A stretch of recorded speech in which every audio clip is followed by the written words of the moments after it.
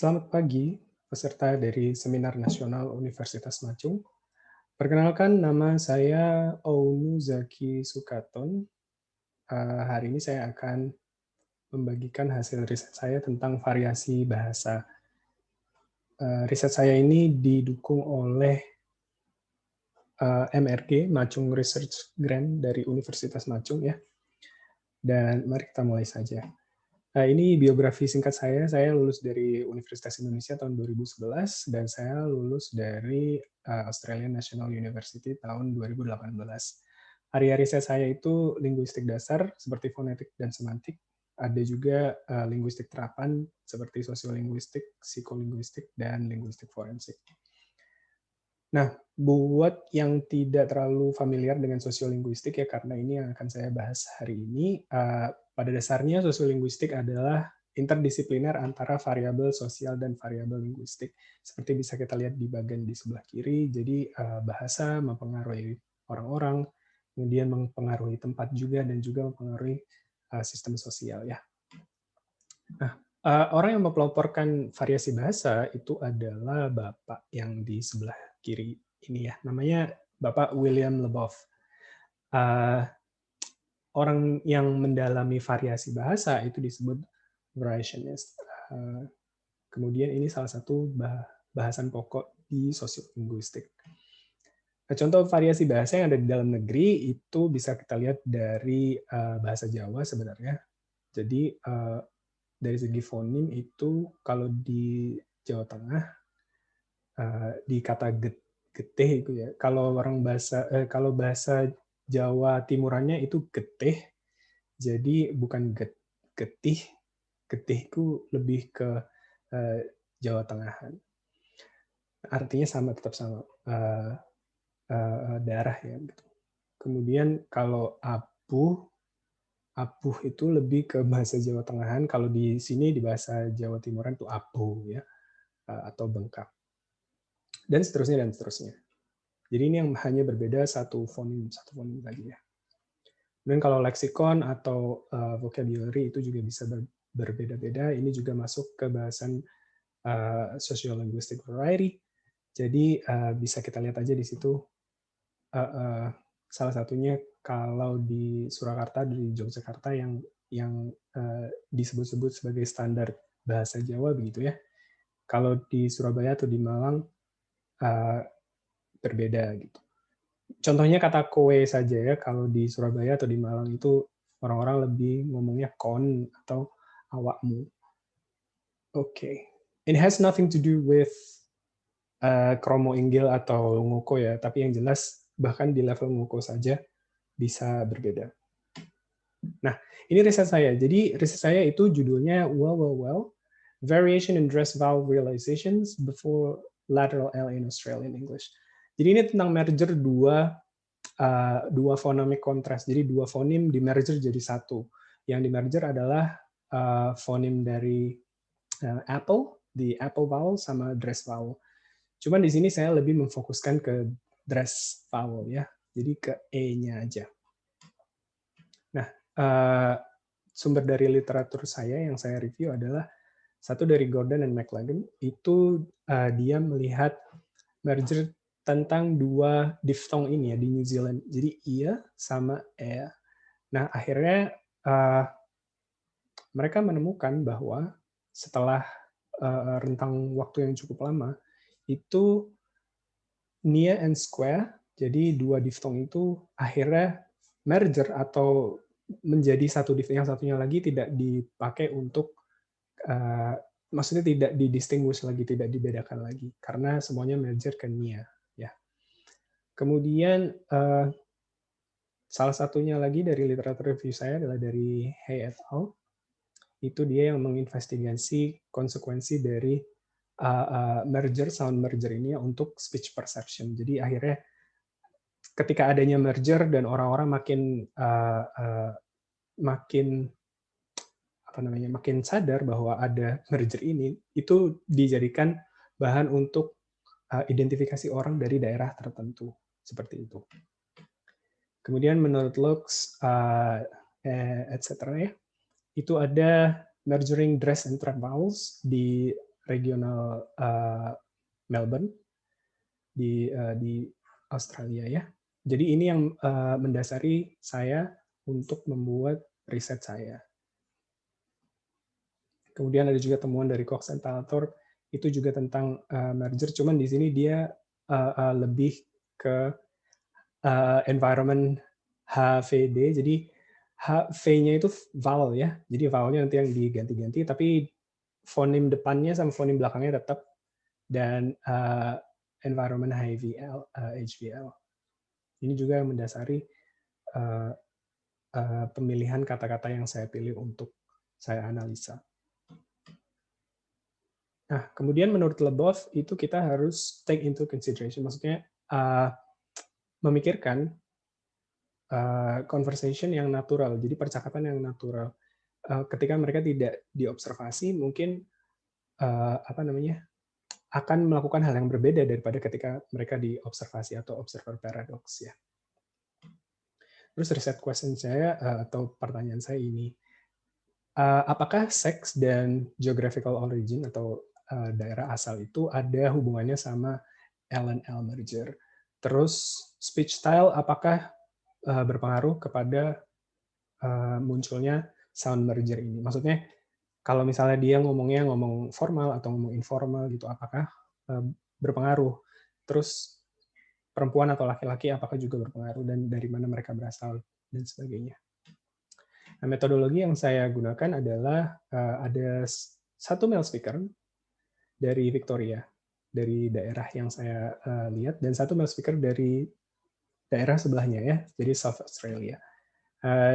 Direkod atau direkam di ruangan yang sebisa mungkin aman dari gangguan luar gitu ya, dan menggunakan Zoom H5. Ada 3 macam recording. Yang satu membaca, kemudian interview, yang satu lagi self recording in casual conversation. Maksudnya ketika dia berbicara dengan teman-temannya atau anggota keluarga itu juga direcord.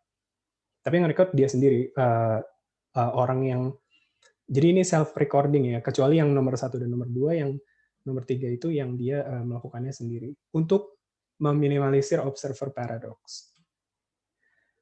Kemudian akhirnya di anonymize dengan menggunakan Audacity, maksudnya hanya memfokuskan kepada suara-suara yang dihasilkan oleh subjek ya. Jadi suara interviewernya dihilangkan dan suara-suara noise yang lain juga dihilangkan. Kemudian ditranskripsikan, kemudian akhirnya dianalisis dengan menggunakan Pratt. Kemudian saya membuat plot vowels yang sesuai dengan yang sudah dipropose oleh Cox and Talator. Akhirnya juga mengukur semua F1 dan F2, kemudian totalnya ada 132 tokennya. Kemudian setelah mengukur vowel plotnya, akhirnya dinormalisasi dengan menggunakan metodologi Lobanov. Nah, kenapa pakai Lobanov? Karena menghasilkan hasil yang maksimal lah, intinya begitu ya. Nah, ini adalah results-nya. Yang mau saya highlight sebenarnya adalah ini. Dari merger A dan E ya, dari trap vowel dan dress vowel.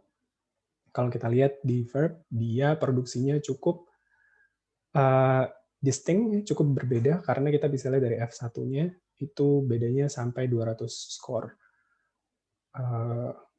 Walaupun F2-nya lumayan dekat. Tapi memang dress vowel dan trap vowel itu bedanya di height atau di ketinggian. Jadi biasanya trap vowel itu lebih rendah daripada dress vowel.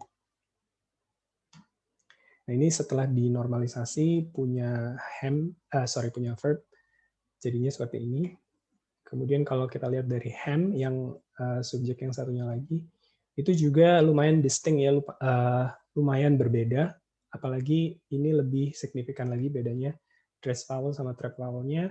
Kemudian trap vowelnya juga lebih ke belakang daripada dress vowel. Jadi benar-benar distinct, bisa bisa membedakan yang mana trap, yang mana dress vowels dari semuanya ya. Maksudnya ini kan ngambilnya keseluruhan. Tapi ya ini setelah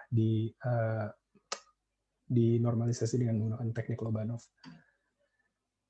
Nah, Yang mau saya fokuskan di sini adalah kata well, ya makanya apa namanya, riset saya judulnya well, karena yang saya lihat adalah kenapa Dries Powell ini ketika dia ketemu sama lateral, variasinya jadi luar biasa banyak sekali. Bahkan beberapa sampai sampai tidak sesuai dengan F1 dan F2 yang biasanya apa namanya, yang biasanya diproduksi oleh kedua orang tersebut. Nah, ini ya. So well, what do we have here? Kita ada sesuatu di sini yang sangat menarik. Nah, ini adalah produksi well dari kita bisa lihat titik yang biru itu adalah produksi well-nya semuanya, dan itu sangat bervariasi. Maksudnya tidak di satu tempat. Jadi vowel e-nya itu, Dries vowel-nya itu tidak seragam. Ada yang di sini, ada yang di belakang, begitu ya. Harusnya kalau seragam kan semuanya ada di sekitar sini. Jadi karena ini Dries vowel-nya dia di sini. Jadi targetnya sebenarnya di sini. Tapi produksinya ada banyak sekali yang di luar target. Ada malah yang diproduksi hampir dekat dengan trap vowel ya, karena si verb ini dia asalnya dari Melbourne. Ya sesuai dengan literatur yang kita sudah baca, ada indikasi bahwa Dries vowel dan trap vowel itu ke merger. Salah satunya ini, jadi agak apa ya, tidak jelas gitu boundary-nya, tidak jelas apa namanya, line-nya atau garisnya. Akhirnya bisa ada yang ke belakang malah ya. Kemudian kalau kita lihat dari yang ham ini justru nggak ada yang dekat dengan either Dries vowel or trap vowel. Nah, ini sangat berbeda dari verb yang sebelumnya karena ham walaupun sama-sama laki-laki ya, yang ham ini dia asalnya dari South Australia. Sorry. Asal dari South Australia. Jadi memang dua orang ini produksi tentang well-nya cukup berbeda jauh. Nah, yang bisa kita lihat di sini adalah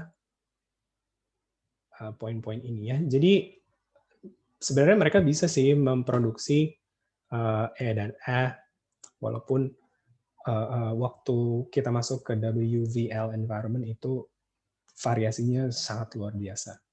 Terus konsentrasinya juga berbeda antara verb dan ham. Ini mergernya saya konklusikan lebih similar to Clark and Watson ya. Jadi mereka juga melihat hal ini di apa namanya, di studinya mereka. Jadi kalau yang dari Melbourne itu memang lebih ke Dries and trap vowel merger ya, dibandingkan yang dari South Australia. Terus konklusinya adalah LL-nya itu bisa di observable sih dari male subjects, karena sebelum-sebelumnya biasanya subjeknya itu perempuan. Kemudian bisa jadi kalau kita lihat dari figur yang tadi gambar yang saya berikan gitu ya, itu bisa jadi spreading sampai South Australia, walaupun tempatnya nggak sama, maksudnya konsentrasi dari datanya tidak sama dengan punya verb, cuman ada indikasi bahwa merger ini menjadi lebih common di daerah selatan Australia. Speech style tidak ada signifikasinya ya. Jadi waktu dia ngomong formal, informal, atau ngomong dengan keluarganya itu juga tidak ada bedanya yang signifikan. Kemudian dari data yang saya lihat itu South Australia mungkin lebih komplit mergernya karena dia klasternya lebih berpattern ya, ada polanya daripada yang punya verb yang dari Melbourne tadi. Tapi sekali lagi memang harus lebih banyak sih tokensnya. Ini adalah referensi yang saya gunakan, dan akhirnya kalau misalnya pusing ya silakan tanya. Baik, sekian dari saya. Kalau ada pertanyaan saya persilahkan ya.